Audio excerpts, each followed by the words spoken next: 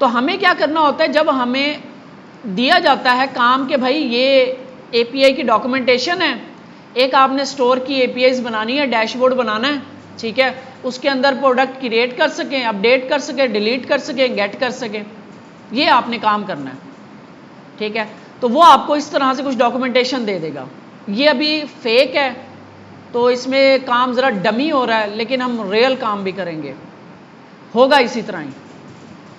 तो वो हमें डॉक्यूमेंटेशन दे देगा और हमें कुछ इस तरीके से ये भी हो सकता, अच्छा डॉक्यूमेंटेशन ज़रूरी नहीं है इसी शक्ल में हो, किसी भी शक्ल में हो सकती है। तो पढ़ना आपने है, आपने देखना होता है कि यूआरएल कौन सा हिट करना है, मेथड कौन सा यूज़ करना है, और रिस्पॉन्स में हमें क्या मिलेगा, और हमें जो रिस्पॉन्स डाटा मिलेगा वो किस तरह नज़र आ रहा होगा, उसका फिर हम आगे क्या काम कर सकेंगे, ठीक है। एरर आएगा तो वो कैसे आएगा, डॉक्यूमेंटेशन में सब कुछ बताया होता है। ये देखो एरर आएगा तो बैड रिक्वेस्ट 400 आ रहा होगा, ओके होगा तो 200 का होगा, और ये देखो ये अब बता भी रहा है कि जो आपको रिटर्न होगा, रिस्पॉन्स आएगा, उसका जो स्कीमा है वो कुछ ऐसे होगा, आईडी आएगी उसकी इंटीजर टाइप होगी, टाइटल आएगा उसकी टाइप स्ट्रिंग होगी, ये आपको पता होना चाहिए। तो बैकएंड वाला आपको हर चीज़ बताएगा कि भाई मैं जब आप गेट करोगे तो मैं पीछे से जो रिकॉर्ड भेजूंगा उसका स्ट्रक्चर कुछ ऐसे होगा, ठीक है। एक ऑब्जेक्ट का स्ट्रक्चर आ रहा है, ये एक ऑब्जेक्ट अरे होगी, ठीक है, अरे के अंदर ऑब्जेक्ट होंगे, ये एक ऑब्जेक्ट का इस तरीके से कुछ स्ट्रक्चर होगा और इसकी टाइप जो होगी जेसन आ रही होगी। ये सारा डॉक्यूमेंटेशंस में बताया जाता है। और यहाँ पे देखो इसने यूज़ करने का तरीक़ेकार भी बताया हुआ है।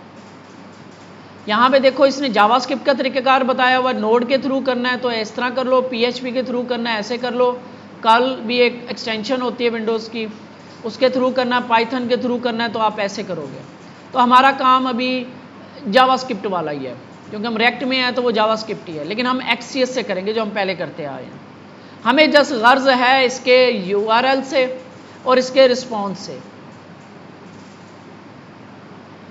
अच्छा, पोस्टमैन जो होता है वो इन एपीआईज को टेस्ट करने के लिए यूज़ होगा।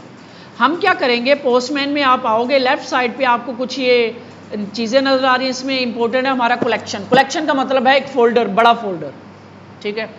तो हम एक कलेक्शन बनाना चाह रहे हैं, इसमें रिक्वेस्ट होती हैं, अभी बताता हूँ। तो हम यहाँ पे आए, मैंने एक न्यू कलेक्शन बना ली, ठीक है, सॉरी यहाँ पे नहीं, ये यहीं पे देनी चाहिए इसको, राइट क्लिक करें, नहीं दे रहा,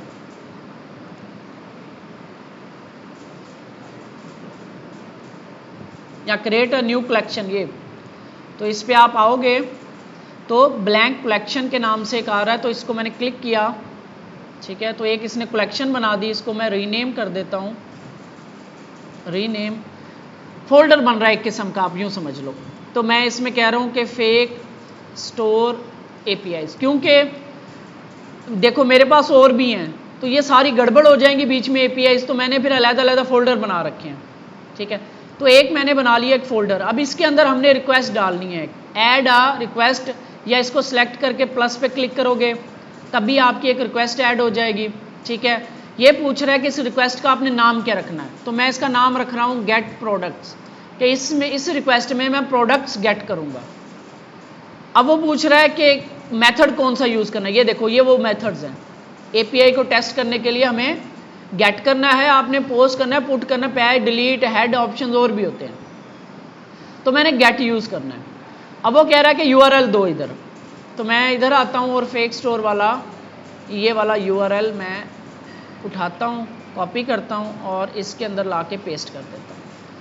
अब ये कह रहा है जी सेंड किया मैंने रिक्वेस्ट को, तो ये देखो आपके पास ये सारा आपके पास डाटा आ गया, ये वो रिस्पॉन्स आ गया, रिस्पॉन्स, ठीक है। ये ऐसे ही काम कर रहा है जैसे कि आपका ब्राउज़र काम कर रहा है, लेकिन ब्राउज़र के अंदर हम सिर्फ गेट को टेस्ट कर सकते हैं। अब मैं इधर से पोस्ट को टेस्ट नहीं कर सकता, मैं इधर से डिलीट को टेस्ट नहीं कर सकता ब्राउज़र के थ्रू। तो इस तरह की हमारे पास एपीआईज, ये सॉफ्टवेयर्स होते हैं। तो अब मैंने देखा कि अच्छा इसका जो रिस्पॉन्स आया 200 आ रहा है, इसने ये टाइम लिया है और ये डाटा जो है वो कुछ इस तरह से मुझे नज़र आ रहा है, तो इट मीन्स कि ये एपीआई सही काम कर रही है।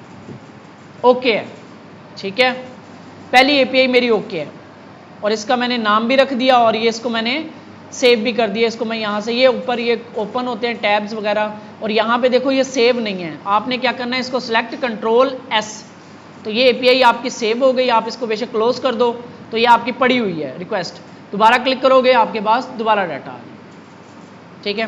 तो ये टेस्टिंग के लिए हमने ये कर लिया। अच्छा, यहाँ पे ऐड न्यू प्रोडक्ट करनी है, तो वो कह रहा है कि अगर आपने ऐड करना है प्रोडक्ट को तो पाथ वही है, मेथड देखो अब पोस्ट हो गया, ठीक है। तो हम प्रोडक्ट ऐड करके देखते हैं, लेकिन ये ना ऐड नहीं होती रियल में, जस्ट डमी होता है, बस वो रिस्पॉन्स दिखा देता है कि हो गई ऐड, ओके का दिखा देता है। और 201 होता है रिस्पॉन्स जब कोई पोस्ट पे क्रिएट होती है ना कोई चीज़, तो जो बैकएंड है वो हमें कोड सेंड कर रहा होता है, ये रिस्पॉन्स के कोड होते हैं। तो 201 का मतलब होता है कि कुछ चीज़, कोई चीज़ क्रिएट हुई है बैकएंड पे। अब इसको यूज़ कैसे करना है, टेस्ट कैसे करना है, तो URL वही रहेगा। तो मैं यहाँ पे आता हूँ, इस कलेक्शन के ऊपर मैं एक और क्लिक करता हूँ, एक नई रिक्वेस्ट आ गई, ठीक है। इसका नाम मैं रखता हूँ क्रिएट प्रोडक्ट, ठीक है, या आप यहीं पे राइट क्लिक करके यहाँ से भी रीनेम कर सकते हो। तो पहली थी गेट प्रोडक्ट वाली, वो पड़ी हुई है मेरी। अब क्रिएट प्रोडक्ट, वो कह रहे जी कौन सा मेथड, अब हमें मेथड लगाना है पोस्ट का, कुछ भेजना है। URL वही होगा, सेम URL, उन्होंने नहीं दिया हुआ ऐसे, कुछ होती हैं वो चेंज भी कर देते हैं URL, हमारे केस में चेंज होगा, लेकिन इन्होंने चेंज नहीं किया, उन्होंने एक ही URL यूज़ किया हुआ है। लेकिन ये जो गेट और पोस्ट है ये बता रहा होता है, ये पोस्ट कर दिया मैंने, ये ऊपर से अब ये आइकन दिखा रहा है कि सेव नहीं है, कंट्रोल एस किया, सेव हो गई। अच्छा, अब वो कह रहा है कि मुझे डाटा भेजो, किस शक्ल में भेजना है, जेसन के फॉर्मेट में, और डाटा भेजना कैसे है, तो वो यहाँ पे आपसे ये कह रहा है कि ये डाटा है, इस तरह बना के मुझे भेजोगे तो मैं इसको सेव कर दूंगा। तो ये ऑब्जेक्ट है जो मैंने बना के भेजना है, ठीक है। तो इसको मैं लेकर आता हूँ पोस्टमैन में, और ये जो होती है ये एक पूरी रिक्वेस्ट होती है। रिक्वेस्ट में 3 चीज़ें होती हैं, URL होता है, हेडर होता है, बॉडी होती है। ये URL भेज रहे हैं, ये हेडर्स कुछ भेजने होते हैं हमने, और यहाँ पे ये कुछ बॉडी है। बॉडी मतलब कुछ डाटा जो हम भेजना चाह रहे हैं उस API को, यानी इस फेक स्टोर API को अब मैं कुछ डाटा भेजना चाह रहा हूँ रिक्वेस्ट के थ्रू। तो यहाँ से मैंने क्या करूँगा, यहाँ से आप फॉर्म डाटा भेजना चाह रहे हो, URL इनकोडेड भेजना चाह रहे हो, रॉ डाटा भेजना चाह रहे हो, बाइनरी भेजना चाह रहे हो, GraphQL भी एक टेक्नोलॉजी है, इसके थ्रू आप डाटा भेजना चाह रहे हो। तो ये बैकएंड बताता है कि आपने कैसे डाटा भेजना है। तो बैकएंड जो है वो हमें बता रहा है कि आपने एप्लीकेशन जेसन के थ्रू और ये एक ऑब्जेक्ट भेजना है, ठीक है। तो इसके लिए मुझे क्या करना पड़ेगा, मैं आऊँगा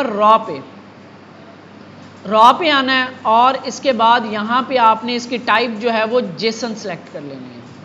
अगर यहाँ पे कुछ टेक्स्ट है या कुछ और है तो आपने जेसन, रॉ जेसन। अब आपको यहाँ पे इसके अंदर अब आप वो डाटा ला के पेस्ट कर दोगे कि मैं प्रोडक्ट क्रिएट करना चाह रहा हूँ। ID मैं इसकी रख देता हूँ 23, टाइटल इसका फर्स्ट प्रोडक्ट, ये जेसन है, इसको स्ट्रिंग में वो खुद ब खुद कन्वर्ट कर लेगा, ठीक है।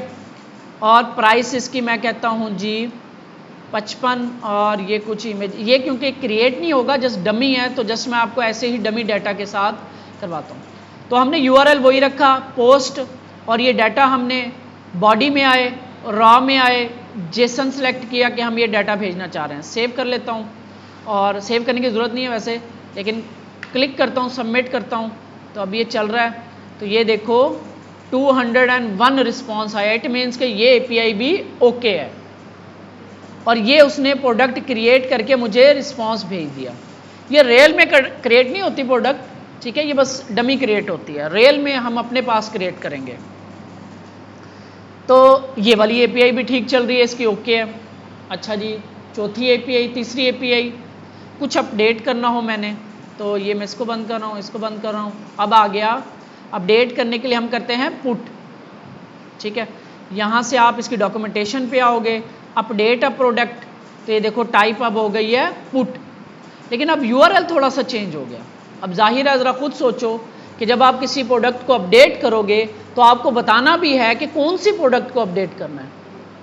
तो ये हम इस आईडी की बेस पे इसको बताएंगे। यहाँ पे नीचे आओगे, यहाँ पे कहीं पे इसने यूज़ केस भी दिया हुआ, ये तो डिलीट का आ गया, यहाँ पे है ये इसी को ही। अब ये थोड़ा सा आपको खुद ही समझना पड़ेगा। तो वो कह रहा है कि आपने कुछ इस तरीके से बना के भेजना ऑब्जेक्ट, और इस तरीके से यूआरएल बनाना है, और 200 अगर आ जाएगा तो प्रोडक्ट सक्सेसफुली अपडेट हो जाएगी। ठीक है जी, हम तीसरी एपीआई टेस्ट करते हैं। तो इसका रीनेम करता हूँ मैं इसको, मैं कहता हूँ जी रीनेम अपडेट आ प्रोडक्ट, एक प्रोडक्ट अपडेट होगी एक टाइम में। यूआरएल सेम ही है और यहाँ से हो जाएगा पुट, ठीक है, और इसको मैं सेव कर देता हूँ। मेरे पास तीसरी एपीआई आ गई। अब इसके अंदर यूआरएल कुछ ऐसे होगा, मैं करना चाह रहा हूँ 2 को। वो जो 20 प्रोडक्ट्स आती हैं उनमें आईडी की बेस पे उन्होंने ये सिस्टम बनाया हुआ है। वो कह रहे हैं कि आप यूआरएल के आगे ना स्लैश लगा के 2 लिख दोगे तो हमें पता लगेगा आप प्रोडक्ट आईडी 2 को अपडेट करना चाह रहे हो। इसके बाद क्या अपडेट करना है वो आपने बॉडी और यहाँ से रॉ और टेक्स्ट से आपने जेसन कर लेना है। अब ये सारा कुछ है तो मैंने सारा कुछ अपडेट नहीं करना, आईडी तो कभी भी अपडेट नहीं करते हम, तो हम जस्ट फर्ज करते हैं प्राइस अपडेट करते हैं, ठीक है, और मैं जस्ट प्राइस अपडेट करता हूँ, और ये डिस्क्रिप्शन भी टेस्टिंग, और ये आखिरी के ऊपर ही आपको आ रहा होगा, ये आपने नहीं लगाना, ठीक है। इस तरह से आपने बना के भेजना है। मैं चाह रहा हूँ कि प्रोडक्ट नंबर 2 का आईडी 2 की प्राइस 55 हो जाए और डिस्क्रिप्शन ये हो जाए, ठीक है। सबमिट करते हैं, सेंड करते हैं, तो ये देखो उसने 200 का रिस्पॉन्स दिया है। इट मीन्स आईडी 2 प्राइस 55 हो गई है इसकी और टेस्टिंग हो गई डिस्क्रिप्शन। तो ये एपीआई भी मेरी ठीक काम कर रही है। अब रहेगी चौथी एपीआई डिलीट वाली। एक साथ नहीं कर सकते, एक ही आईडी को करेंगे। ये बैकएंड अगर वो कह रहा है कि मैं एक से ज़्यादा कर सकता हूं तब एक टाइम में एक ही अपडेट होगी, फिर आप तीसरी सेलेक्ट करोगे उसको अपडेट, एक टाइम में आप एक ही कर सकते हो, ठीक है। लेकिन बैकएंड जो होता है एक टाइम में एक ही को सपोर्ट करता है मोस्टली 99% केसेस में। बहुत कम होगा मल्टीपल को आप कर रहे हो।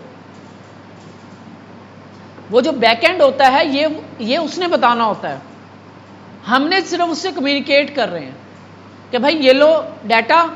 उसने कहा कि मुझे भाई आईडी यूआरएल ऐसे बनाओ और मुझे डाटा रख के इस तरह रख के दो तो मैं अपडेट कर दूंगा। अगर कोई चीज़ इसमें गलत कर देते हैं तो वो अपडेट नहीं करेगा।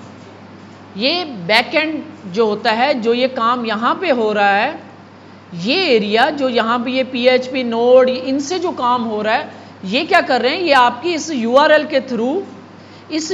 के थ्रू इस डाटा को एक्सेस कर रहे हैं। उनके पास ये डाटा आता है बैकएंड पे, ये आपको मैं दिखाऊंगा आगे चल के। अब हमारे पास चौथी एपीआई है डिलीट की, ठीक है जी। डिलीट तो यूआरएल सेम ही है, प्रोडक्ट्स आगे स्लैश आईडी, किसको डिलीट करना है, और इसमें भेजना कुछ भी नहीं है, जाहिर हमने कुछ भी नहीं भेजना, बॉडी में कुछ भी नहीं रखना।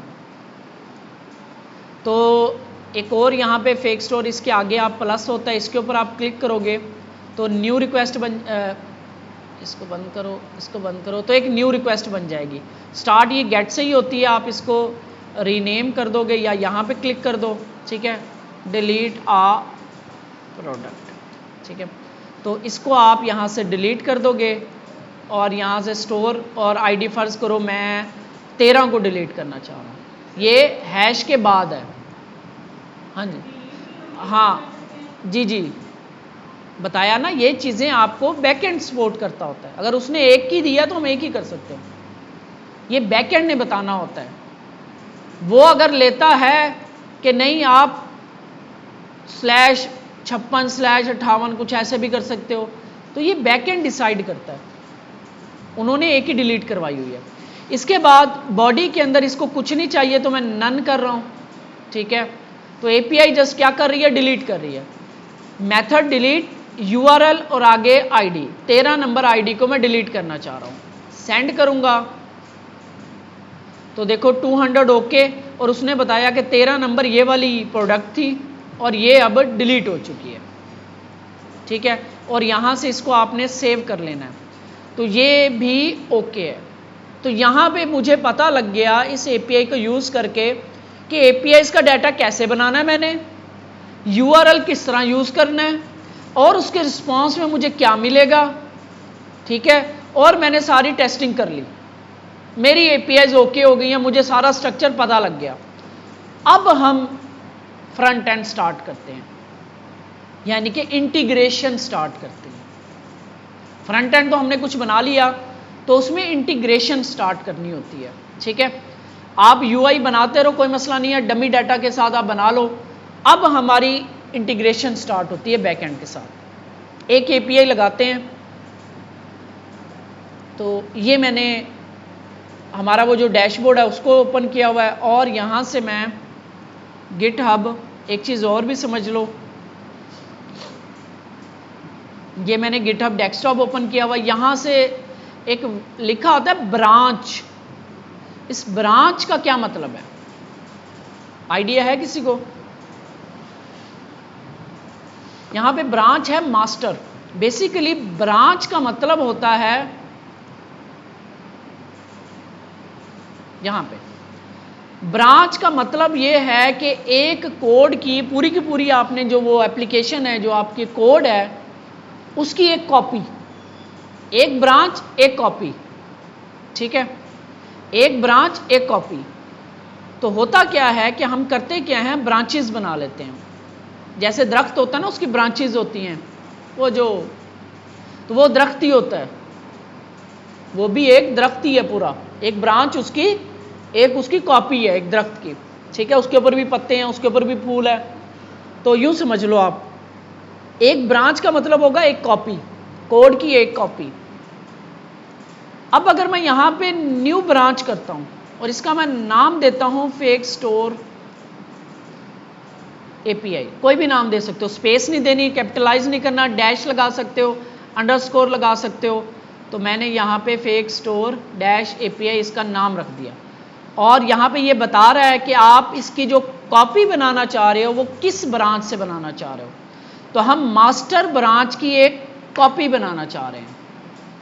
अब मेरे पास ये जो मेरा कोड था, इसकी दो कॉपीज हो गई हैं, एक मास्टर जिसका नाम है और एक फेक स्टोर एपीआई। अब यहाँ पे डिफरेंस देख लो, इसको मैं रन किया मैंने, तो क्या चल रहा है हमारे पास, ये चल रहा है। यहाँ पे अभी मैं किस ब्रांच पे हूँ, यहाँ पे ये आपने बड़ा इंपॉर्टेंट होता है। ब्रांच है मेरी फेक स्टोर एपीआई, या मैं मास्टर में चला जाता हूँ। यहाँ से आपने ब्रांच चेंज करोगे ना, तो यहाँ पे सारा का सारा कोड चेंज हो जाएगा आपका, देखना। एसआरसी डैशबोर्ड यहाँ पे मैं लिख देता हूँ, कहीं पे चेंजेस करके आपको दिखा देता हूँ। वो जो मेन है वो लेआउट में है ना, ये रहा,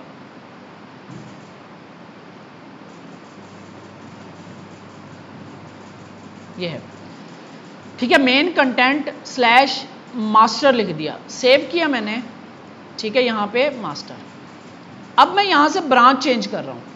देखो यहाँ पे मुझे मास्टर में दिखा रहा है कुछ चेंज हुआ है, ठीक है। मैं ब्रांच चेंज करूँगा। अभी ये चेंजेस मैंने सेव नहीं की, यानी कि कमिट नहीं किया, तो मैं कमिट भी कर लेता हूँ, टेस्ट कर लेता हूँ इसको। ये रिमूव कर देंगे, जस्ट मास्टर में मैंने पुश नहीं कर रहा। अब मैंने ब्रांच चेंज की, जैसे ही मैंने ब्रांच चेंज की, ये देखो, यानी कि यहाँ पे भी आप देखोगे नहीं लिखा हुआ, यानी कि कोड की अब दो कॉपीज बन गई हैं, एक फेक स्टोर एपीआई वाली और एक मास्टर वाली। मैं मास्टर में जाता हूं तो देखो कोड वो वापस आ गया, ये मास्टर आ गया, ठीक है, और यहाँ पे भी सारा कोड चेंज हो गया। ब्रांच का मतलब है एक कॉपी कोड की, पूरे के पूरे कोड की एक कॉपी।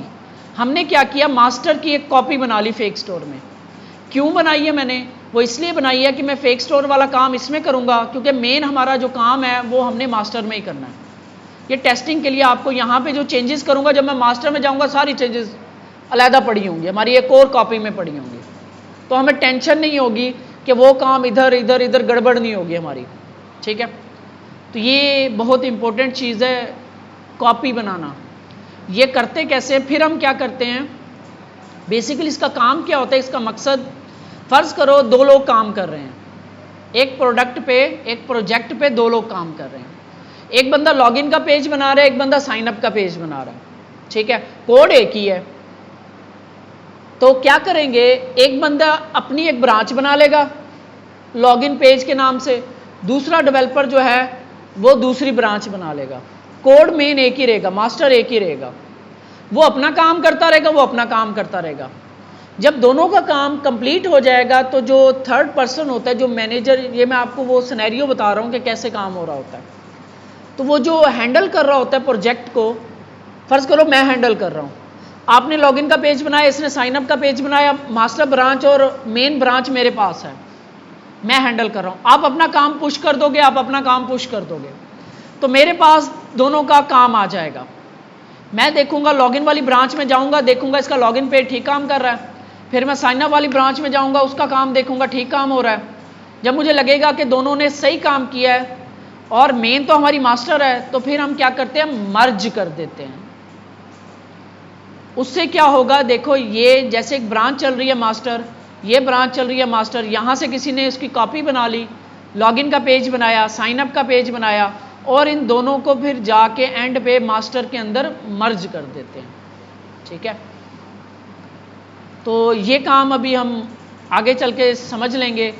कॉपी वाला काम यहां पे समझ लो। ब्रांच का मतलब होगा कॉपी, एक न्यू कॉपी। अब इसके अंदर जो कोड पड़ा है वो अलग है, और इसके अंदर जो कोड पड़ा है वो अलग है, यानी कि एक कोड की दो कॉपियां बन गई। तो अब हम इसमें काम कर रहे हैं, ठीक है। ये मैंने आपको बताया भी था यहां पे चेंज करके। अब देखो यहां पे कोई चेंज नहीं आ रहा क्योंकि वो मास्टर ब्रांच में है।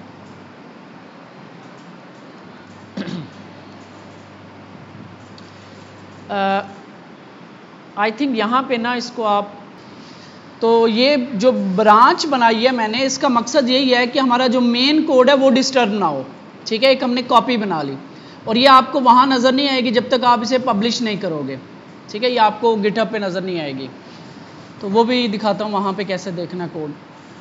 तो फेक स्टोर एपीआई, एक एपीआई सेटअप करते हैं, प्रोडक्ट्स उठाते हैं और यहाँ पे शो करवाते हैं। पेज है हमारे पास प्रोडक्ट्स वाला, ठीक है। हमने यहाँ पे प्रोडक्ट दिखानी है, और यहाँ पे मैं इंपोर्ट करता हूँ, इंपोर्ट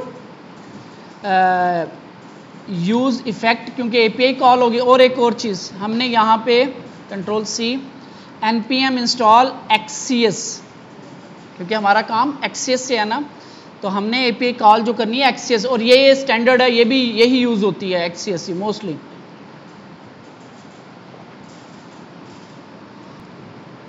और यहाँ पे हम एक स्टेट को भी इंपोर्ट कर लेते हैं। मैं ये काम जीपीटी से भी कर सकता हूँ, लेकिन मैं सिंपल अभी कर रहा हूँ ताकि आपको रिवाइज हो जाएं चीज़ें।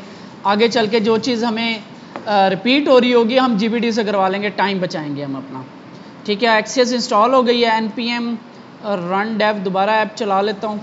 और यहाँ पे मैंने क्या करना है, स्टेट इंपोर्ट, ये क्या कर लिया मैंने, इंपोर्ट यूज़ स्टेट इंपोर्ट करनी है, ठीक है। यहाँ पे हम कॉस्ट, तो प्रोडक्ट्स सेट प्रोडक्ट्स, ये हमारे पास यूज़ स्टेट बनाएंगे एक, ठीक है। इसके अंदर एक्सीएस से हमारी प्रोडक्ट्स आके स्टोर होंगी।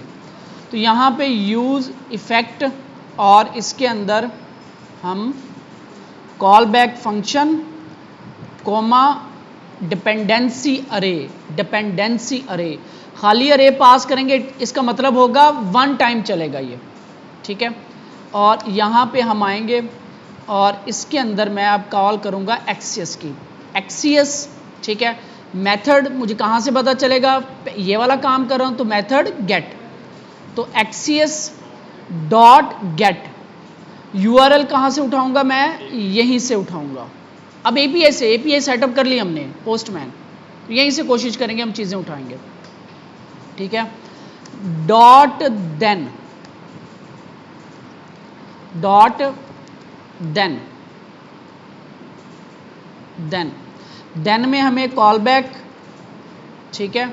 और यहाँ पे हमें मिलेगा रिस्पॉन्स, और रिस्पॉन्स के अंदर जो एक्चुअल डाटा आता है वो आता है हमारे पास रिस्पॉन्स डॉट डाटा में।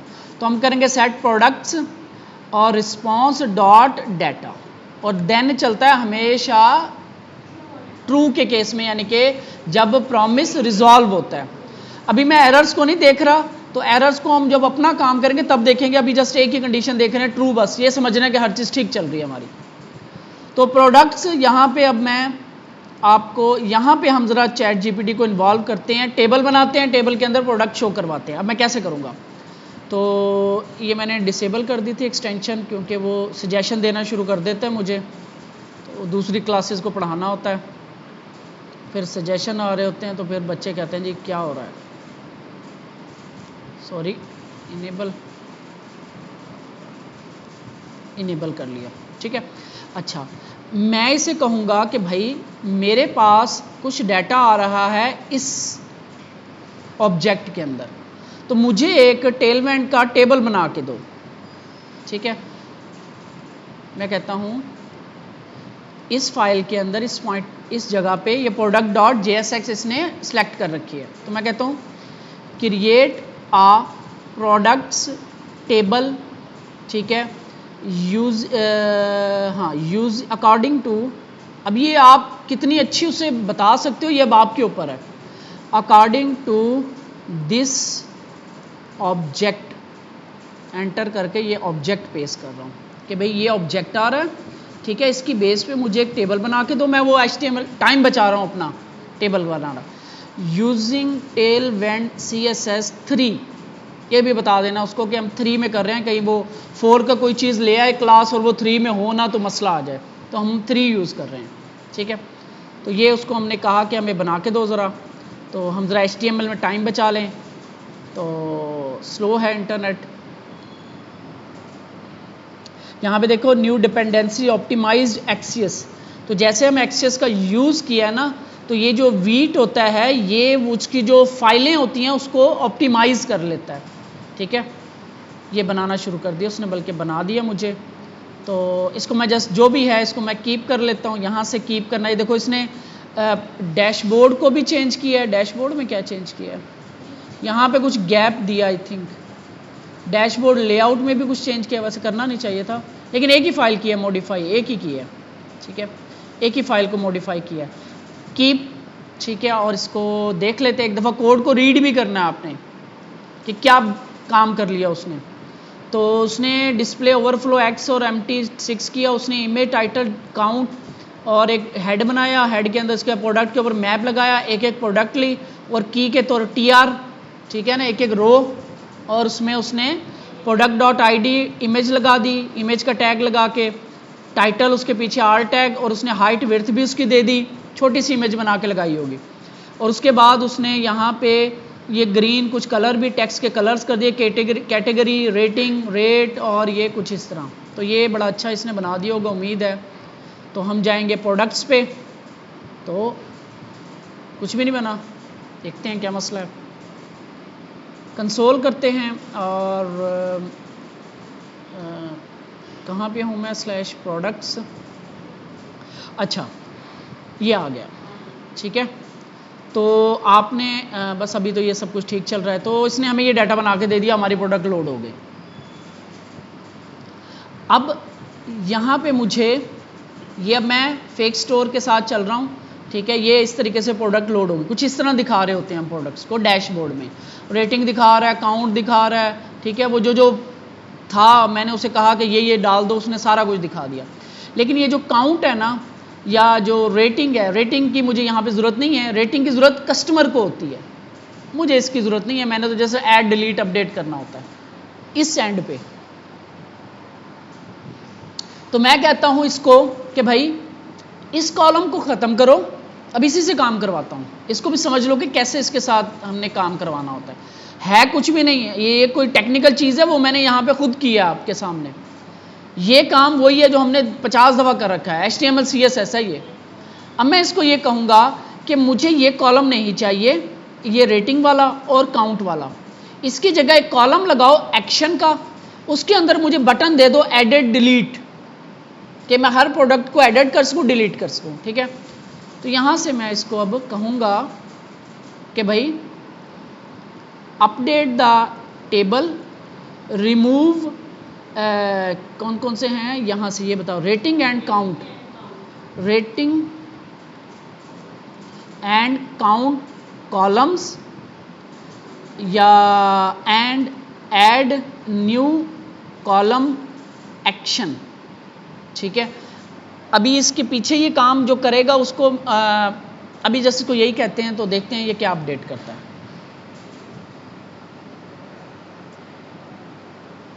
देख लो कितना टाइम बच रहा है हमारा। इसलिए अब डेवलपर से ना डिमांड्स भी बढ़ गई हैं ऑफिस वालों की।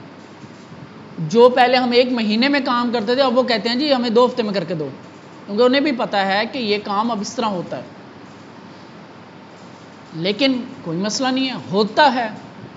ये जो अभी हम सारा काम कर रहे हैं, ये मेरा ख्याल हम 1 दिन में कर सकते हैं। अभी तो हम सीख रहे हैं ना। ये पावर हो और ये पेड वर्जन हो, आप 1 दिन में करके सारा कुछ उठा के साइड में करो। ये लो भाई, 1 दिन भी शायद मैं ज़्यादा बता रहा हूँ। अगर सिर्फ यही करना है, 4 ऑपरेशन है ना, क्रिएट, डिलीट, अपडेट, डिलीट, 1 दिन भी ज़्यादा बता रहा हूँ, घंटों का काम हो गया।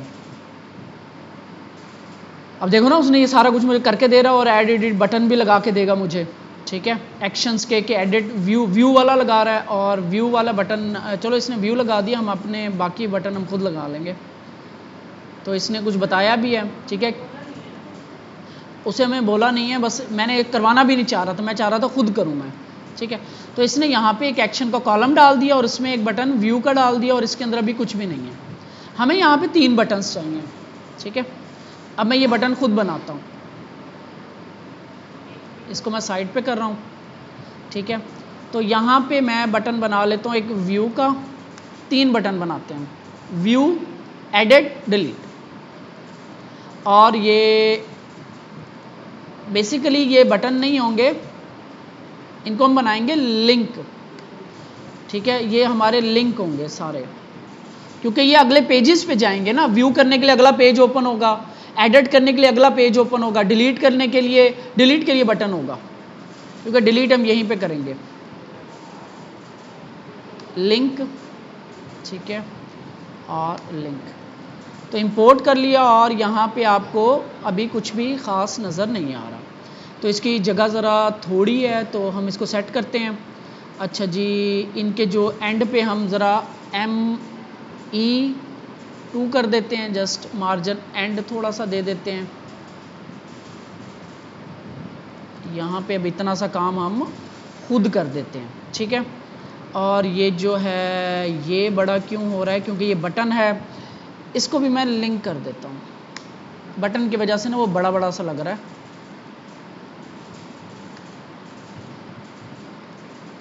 ठीक हो गया।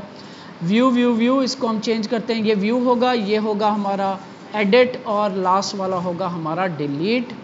डेल लिख रहा हूँ जस्ट, और इनके कलर भी चेंज करते हैं। एडिट व्यू, चलो ब्लू ठीक है। जो ये होगा ये मैं करूँगा इसको रेड, और ये भी रेड। ठीक है, और एडिट के लिए मैं कर लेता हूँ येलो को यूज़ कर लेते हैं, ताकि ज़रा कलर भी चेंज लगे। येलो सेव करते हैं, कुछ ऐसे नहीं। व्यू, एडिट, डिलीट, यानी हर प्रोडक्ट के आगे हमारे पास 3 ऑपरेशंस हैं। गेट का ऑपरेशन हमने कर लिया, ठीक है, एडिट का ऑपरेशन, डिलीट का ऑपरेशन, और चौथा कौन सा होता है? एडिट, अपडेट एक ही है। ठीक है, अच्छा, तो ये हमारे पास इस तरीके से कुछ आएगा। पहला ऑपरेशन करते हैं डिलीट वाला, क्योंकि एडिट वाले के अंदर में फॉर्म चाहिए होगा। बेसिकली पीछे ये डिलीट होता नहीं है, जस्ट हमें बस वो दिखा देगा कि डिलीट कर दिया मैंने।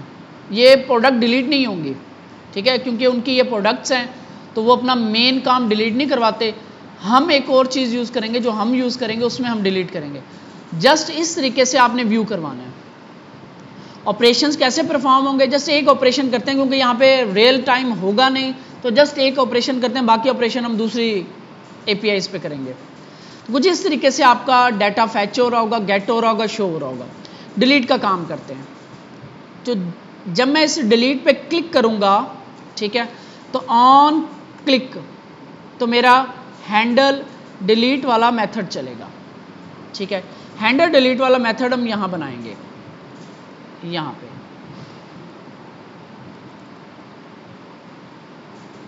ठीक है, कॉन्स्ट हैंडल डिलीट, और ये देखो मुझे वो सजेशन देना शुरू कर दिया उसने।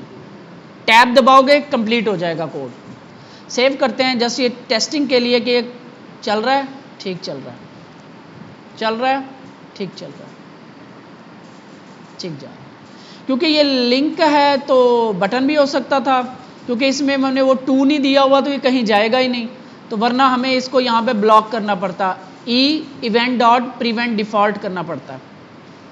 तो ये अलर्ट कर रहा है। हमारे पास API में क्या है कि वो बताता है कि भाई डिलीट करने के लिए आपको ये URL बनाना है।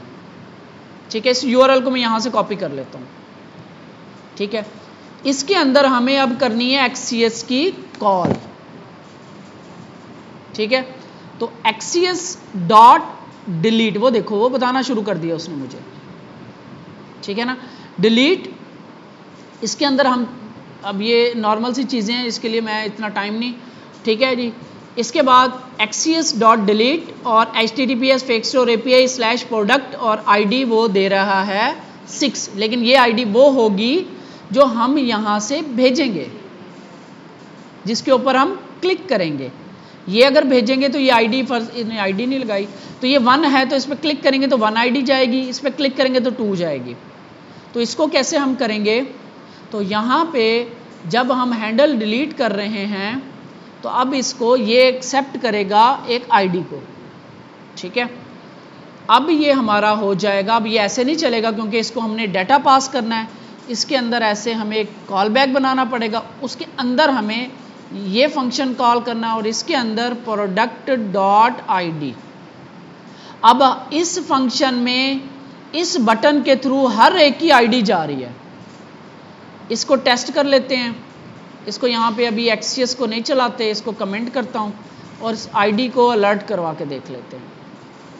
ID सेव करते हैं, तो इस पर क्लिक किया तो ID 4 है इसकी, इस पर क्लिक किया तो ID 3 है इसकी, इस पर क्लिक किया तो ID 2 है इसकी।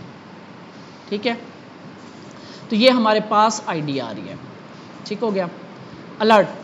तो यहाँ पे मुझे ID मिल गई, जो मैंने जिस बटन पे क्लिक किया था उसके अकॉर्डिंग मुझे ID मिल रही है। अब मैं XCS की कॉल बनाऊंगा और URL सेट करूंगा। अब ये क्योंकि यहाँ पे हमें ये वाली ID डालनी है तो हमें वेरिएबल पास करने के लिए इसको बैक टिक में कन्वर्ट करना पड़ेगा ऐसे, और इसकी जगह $, कमेंट और ID। अब ये वो URL बन जाएगा जो इस API को चाहिए, और ID वो होगी जिस बटन पे हम क्लिक कर रहे होंगे। ठीक है, यानी जिस भी ID को यहां से हम पास करते हैं, इसको मैंने रन किया। ठीक है, वो बता रहा है कि 13 नंबर ID डिलीट हो गई है। ठीक है, यहां पे मैं पास कर दूं 1 नंबर, ये डिलीट नहीं होती, बस वो हमें बता देता है कि बस डिलीट हो गई है, हालांकि ये पड़ी हुई है 1 नंबर प्रोडक्ट, और ये जो भी है ये फुल क्या है, ये वाली प्रोडक्ट है। अच्छा, ये कैसे चलेगी जस्ट वो दिखा रहा हूँ आपको। इसके बाद हमें डॉट देन लगा के, यानी कि जैसे हम नीचे कर रहे थे इसी तरह हमें डॉट देन लगा के रिस्पॉन्स भी लेना है। अरे यार क्या है, ठीक है, रिस्पॉन्स मिलेगा और इस रिस्पॉन्स को यहाँ पे कंसोल लॉग करवाया गया। ठीक है, टैब से ये कंप्लीट कर देता कोड। लेकिन ये तभी हेल्पफुल होती हैं चीज़ें जब आपको पता होता है कि कर क्या रहे हैं, मुझे पता है कि मैं क्या कर रहा हूँ। तो ये हमें कुछ ना कुछ रिस्पांस देता है। रिस्पांस क्या दे रहा है, वो ये दे रहा है, यही का यही वो हमें दे रहा है। ठीक है, लेकिन हमें गर्ज है इस टाइम पे इससे 200 स्टेटस से। तो यहाँ पे अगर आप गौर करो तो अगर देन चलता ही उस केस में है जब सक्सेसफुल हो जाता है, तो इट मीन्स कि यहाँ पे ना डिलीट हो चुका है।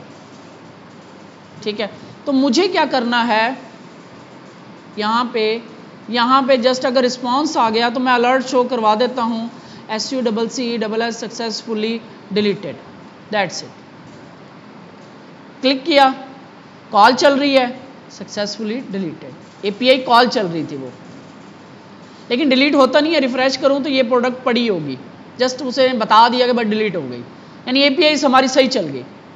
और अब स्टेटस क्या कि यहाँ पे XCS डॉट डिलीट और कुछ ना कुछ रिस्पॉन्स आएगा। इसकी बेस पे हमने, इस रिस्पॉन्स की बेस पे हमने डिसीजन लेना होता है कि क्या करना है मैंने।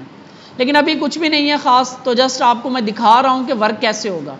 आगे चल के हम प्रॉपर इसके रिस्पॉन्सेज से काम करेंगे। फ़र्ज़ करो कोई ऐसी प्रोडक्ट डिलीट करवा रहे हैं जो डिलीट नहीं करनी, या हम कोई ऐसी प्रोडक्ट डिलीट करवा रहे हैं गलती से जो पहले से डिलीटेड है गलती से, तो यहाँ पे रिस्पॉन्सेज के अंदर वो रिप्लाईज आ रही होंगे, बैकएंड देता है जवाब, वो उसने सेट किया होगा। इसी तरह आपका एडिट चलेगा, एडिट के ऊपर क्लिक करके एक फॉर्म ओपन होगा, ठीक है। अब यहाँ पे मैं अलर्ट शो करवाता हूँ, उसके लिए मैं यूज़ कर लेता हूँ 8D का। अब वो भी कर सकते हैं, वो रिएक्ट टोस्टिफाई किया था हमने, वो भी आप करना चाहो वो भी कर सकते हो, लेकिन हमने आर्ट डिज़ाइन इस पर इंस्टॉल की हुई है, तो हम आर्ट डिज़ाइन को भी यूज़ करना सीखते हैं कि कैसे करेंगे। यहाँ पे हमने कल देखा था, आई थिंक अलर्ट था, क्या नाम था उसका, टोस्टिफाई नाम रखा हुआ था इन्होंने, टूल टिप नहीं, टूल टिप और चीज़ है, ये आ रहा है, अलर्ट भी नहीं है। इनके पास भी है वो चीज़, ये हमने आर्ट डिज़ाइन इंस्टॉल किया हुआ है, ठीक है, इनके पास भी है, तो इनका बड़ा प्यारा है, वो मैं नाम क्या है उसका, step pagination, auto complete, cancel, checkbox, colour pickle, form, input, rate, select, slide, time picker, transfer, upload, क्या हो गया। आपने क्या करना है, वो जो लोडर लगा रहे थे हम गिटहब बूटस्ट्रैप से, ये इनका ये स्पिनर है, इनके साइजेस और ये भी है इनका, तो जो आप लगाना चाहो। फ़िलहाल मैं ये जो सिंपल है ये वाला लगाता हूँ। तो इसको क्लिक करते हैं हम, और यहाँ से जावास्क्रिप्ट पे जाना आपने, इसको आपने इस तरीके से इंपोर्ट कर लेना है, ठीक है। तो यहाँ से ये प्रोडक्ट्स वाले पे ही काम कर रहे हैं हम, यहाँ पे मैंने इंपोर्ट कर लिया इसको, और इसको जस्ट जाके मैंने ये रेंडर करवा देना है, ठीक है। जिसके अंदर आप ये कंपोनेंट रखोगे तो ये रेंडर हो जाएगा, ठीक है। तो ये फ़र्ज़ करो मैं यहाँ पे रख रहा हूँ, यहाँ पे इसको रखूँ तो ये घूमना शुरू हो जाएगा, आपका स्पिनर लग जाएगा।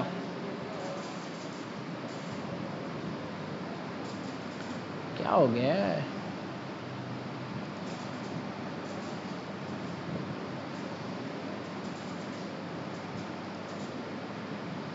नेट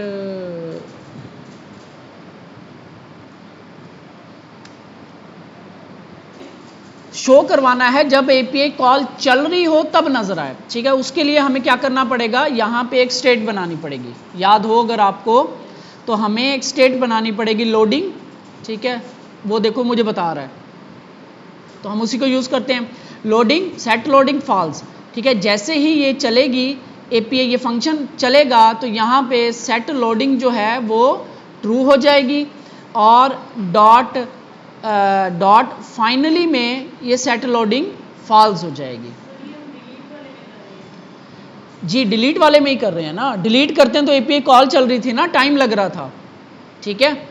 तो अभी मैंने इसको सेव नहीं किया, जब मैंने डिलीट पे क्लिक किया तो कोई पता नहीं क्या हो रहा है, थोड़ी देर के बाद अलर्ट आता है।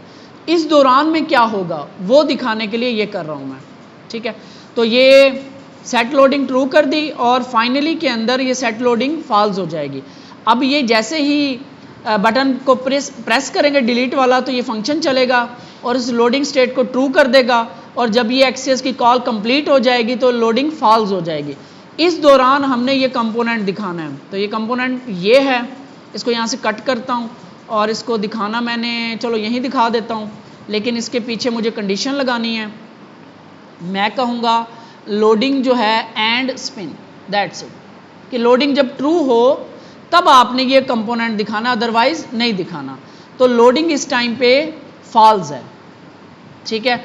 ये क्लिक किया, लोडिंग ट्रू, अलर्ट आ गया, ओके किया, फॉल्स, लोडर दिखाने के लिए, ठीक है।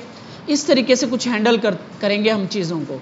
इसको सेंटर में कर लेना, मैं एक यहाँ पे एक डिव लगा देते हैं, डिव, ठीक है। वैसे तो इस डिव के अंदर ही आना चाहिए था, यहाँ पे लगा देता हूँ, कट करके इसके अंदर, और इसको ज़रा यहाँ पे, तो इसको क्लास टेक्स्ट सेंटर करके देखें होता है, और py-3 कर देता हूँ। अगर तो क्लिक किया मैंने तो ये सेंटर और लोडिंग, ठीक है। ये अलर्ट आ रहा है, इसका कंपोनेंट है नोटिफिकेशन वाला, टूल टिप टाइप, मुझे याद नहीं आ रहा, देखना पड़ेगा, या तो इन्होंने अपडेट कर दिया तो वो नोटिफिकेशन भी उसी तरह काम करता है, ठीक है। तो ये आपका इस तरीके से एपीआई कॉल्स आपकी चलेंगी। ठीक हो गया ये आपकी जी।